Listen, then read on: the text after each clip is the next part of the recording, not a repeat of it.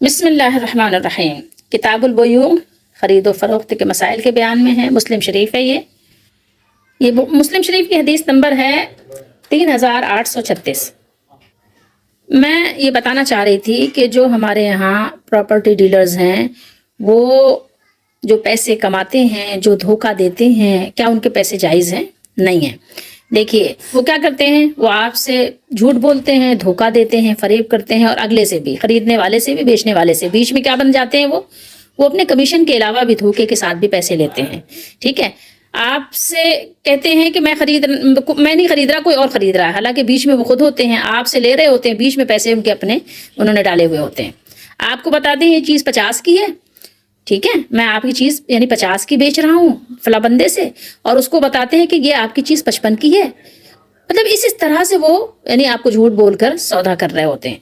اور اللہ کے نبی صلی اللہ علیہ وسلم نے فرمایا کہ قبضے سے پہلے خریدار کو دوسرے کے ہاتھ بیچنا درست نہیں ہے۔ اگر آپ واقعی لینا چاہتے ہیں تو آپ لیں صاف، اس کے علاوہ کمیشن الگ رکھتے ہیں۔ طرح طرح سے یعنی دھوکہ دیتے ہیں، فریب کرتے ہیں۔ یہ کیوں کرتے ہیں ایسا؟ اس لیے کہ ان کے دلوں پہ اعمال کی وجہ سے، جیسے اللہ نے فرمایا کلا بل ران علی قلوبہم ما کانوا یکسبون، زنگ لگ گئے ہیں، یعنی غلط پیسہ کھا کے اب صحیح بات اور غلط بات کی تمیز ختم ہو گئی ہے۔ ہمارے لیے تو یہ بھی جائز نہیں ہے کہ ہم کسی کا مال ناجائز کھا لیں، اگرچہ وہ بہت مالدار، بہت امیر کبیر ہو، جبکہ ہمیں نہیں پتا کہ جس چیز ہم لے رہے ہیں کتنی ضرورت مند ہے۔ یہ کوئی اپنا گھر بیچ رہا ہے، کوئی گھر خرید رہا ہے، اپنے اس کو گھر کی ضرورت ہے، کسی چیز کی بھی ضرورت ہے اس کو، آپ بیچ میں دھوکہ دے کر آپ کیا شو کر رہے ہیں؟ آپ سوچئے، آپ سمجھ رہے ہیں کہ آپ کا یہ عمرہ کرنا، آپ کی نمازیں پڑھنا آپ کے کام آئے گا؟ نہیں، مسلمان وہ ہے جس کے ہاتھ اور زبان سے دوسرے مسلمان سیف ہوں، ان کو سیفٹی ملے۔ یہ تھوڑی کہ آپ اس کو پریشان کریں، آپ بیچ میں ایک ایجنٹ بن گئے، دلال بن گئے، تو آپ لوگوں کے مال اس طرح سے ناجائز طور پہ کھا رہے ہیں۔ اور کسی کے یعنی منافق ہونے کے لیے یہی بات کافی ہے کہ آپ جب بات کریں تو جھوٹ بولیں، جب وعدہ کریں تو خلاف ورزی کریں، اور جب آپ کے پاس امانت رکھی جائے تو خیانت کریں۔ اتنی ہی بات کافی ہے منافق ہونے کے لیے۔ یہ اللہ کے نبی کے فرمان ہے، کوئی انسانوں کے نہیں ہے۔ ہاں، جو شخص سیدھا سادہ ہے، کچھ بیچارے بھولے والے سیدھے سادے لوگ ہوتے ہیں، تو اگر آپ کے ساتھ کوئی دھوکہ کرے اور آپ کو پتہ چل جائے کہ دھوکہ کر رہا ہے، فریب کر رہا ہے، تو آپ اپنے بیع کو فسخ کر سکتے ہیں۔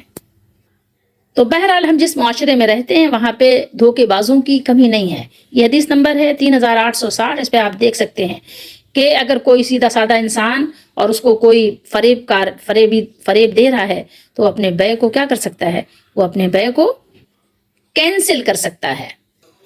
رسول اللہ صلی اللہ علیہ وآلہ وسلم نے ارشاد فرمایا، بخاری مسلم میں اور دیگر محدثین نے بیان کیا ہے، المسلم من سلم المسلمون من لسانہ ویدہ، مسلمان وہ ہے جس کے ہاتھ سے، اس کی زبان سے دوسرے مسلمان محفوظ رہیں، سیف رہیں، ان کو پریشانی لاحق نہ ہو۔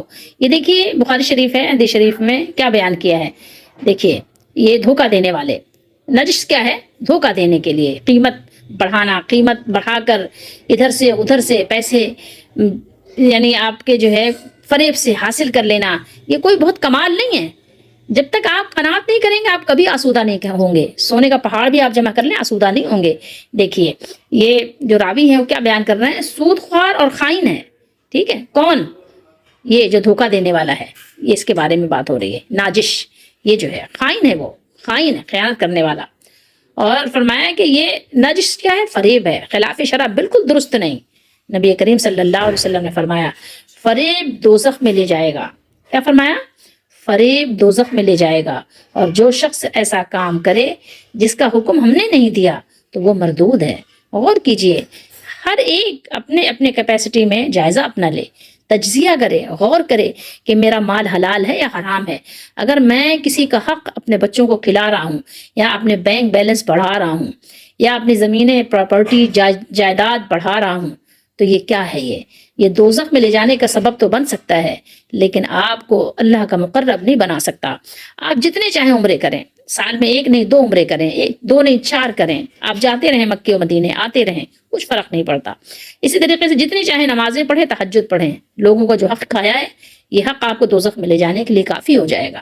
لیکن یہ باتیں کس پہ اثر کریں گی؟ ان لوگوں پہ کہ جن کے پاس قلب سلیم ہے، ورنہ جنہوں نے اپنے دل کو خراب کر دیا ہے نا، اپنے آئینہ دل جو ہے اس کو زنگ آلود کر دیا ہے، گناہ کر کر کے، سود کھا کھا کے، حرام کھا کھا کے، خیانت کر کر کے، ان پر یہ باتیں بھی اثر نہیں کرتی، ان کو قرآن و سنت سمجھ نہیں آتی. کیوں؟ اس لیے کہ ان کے تو وہ آنکھیں ہیں ہی نہیں نا، بیکار ہو چکی ہیں.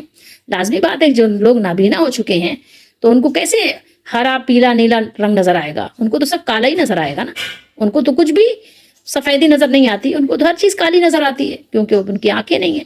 اسی طریقے سے جس کی بصیرت ختم ہو گئی ہے اس کے لیے سب ایک جیسا ہے، غلط اور صحیح سب ایک جیسا ہے، جھوٹ اور صحیح سب ایک جیسا ہے. سمجھ رہے ہیں آپ بات کو؟ اس کو سمجھنا بہت ضروری ہے. اس لیے انسان کو توبہ کرتے رہنا چاہیے، اپنی کوشش بھرپور طریقے سے حلال روزی کھائیں، نہ جھوٹ کی ملاوٹ ہو، نہ فریب ہو، نہ دھوکہ ہو. ورنہ آپ جان لیجئے کہ یہ آپ کی زندگی جو ہے نا، ایک آپ کو امانت ملی ہے، پتہ نہیں ہے کہ کب آپ کا دم نکل جائے، کب جان نکل جائے. نکل جانی ہی ہے. اگر مہلت بھی مل گئی ہے، بڑھاپے کی عمر کو بھی پہنچ گئے تو پھر بھی کیا ہوا؟ پھر بھی تو مر جانا ہے نا. اس بات کا خیال رکھیں، بہت زیادہ خیال رکھیں.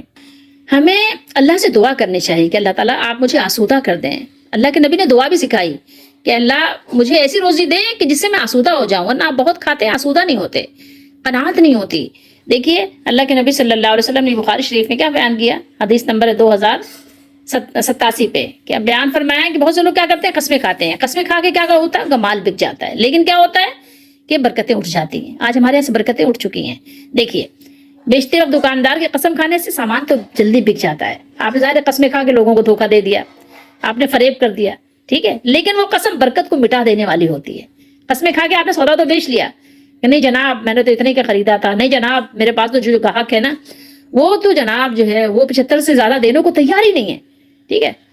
لیکن آپ اس کو جو ہے بتا کیا رہے ہیں کہ بھائی بیچنے والا بتا 85 سے کم 1 روپیہ نہیں کر رہا ہے. اب بیچارہ مجبور بندہ وہ آپ کو 85 دے رہا ہے، بیچنے والے کو آپ صرف جو ہے نا 75 دے رہے ہیں، اس کے علاوہ کمیشن آپ الگ سے لے رہے ہیں. تو کیسے آپ اتنی قسمیں کھا رہے ہیں؟ قسموں کو آپ نے اللہ کے نام کو ڈھال بنا لیا، اپنے مسلمان ہونے کو ثابت کر رہے ہیں.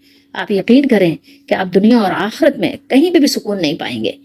قبر میں جائیں گے تو اللہ تعالیٰ کو حساب دیں گے. اس لیے ہم سب کو چاہیے کہ ہم توبہ کریں اور حلال رزق کھایا کریں، اپنے بچوں کو بھی حلال کھلائیں. ورنہ یہی بچے جن کے لیے آپ حرام حلال کی تمیز کیے بغیر ان کی آسائشوں کے لیے، ان کی جو ہے آپ خواہشیں پوری کرنے کے لیے کر رہے ہیں، یہی آپ کے لیے دنیا اور آخرت میں خسارے کا باعث بن جائیں گے. اللہ تعالیٰ ہم سب کو سمجھنے کی توفیق دیں کہ روزی کو حلال کریں. آج ہمارے یہاں سب سے زیادہ جو بڑا مسئلہ ہے وہ حرام روزی کا ہے. ساری گند اور بلا جو ہے نا سب سے زیادہ وہ حرام روزی ہے، ٹھیک ہے نا. اسی لیے انسان سچ بول رہا ہے، نہ وعدے کا پاس کر رہا ہے. کوئی بات ہی نہیں ہے، 1 دن 2 دن کی بات ہی نہیں ہے یار، کیا ہو گیا؟ کوئی بات نہیں یار، کون سے مسئلے والی بات ہے؟ ایشو مت بنائیں. سوچئے تھوڑی دیر کے لیے کیا بات کہہ دی آپ نے. اللہ کے نبی فرما رہے ہیں جو وعدہ وفا نہ کرے اس کا ایمان ہی نہیں ہے. آپ سوچیں، یہاں وعدے کی کوئی بات ہی نہیں، خیانت کی کوئی بات ہی نہیں، جھوٹ کی کوئی بات ہی نہیں. جو دل چاہا جھوٹ بول دیا، جو جی چاہا وعدے کی خلافی کر دی. تو غور کیجئے گا، آپ سمجھتے ہیں صرف سود حرام ہے، آپ سمجھتے ہیں صرف رشوت حرام ہے، یہ بھی حرام ہے. اپنے مال پر غور کریں، بار بار غور کریں.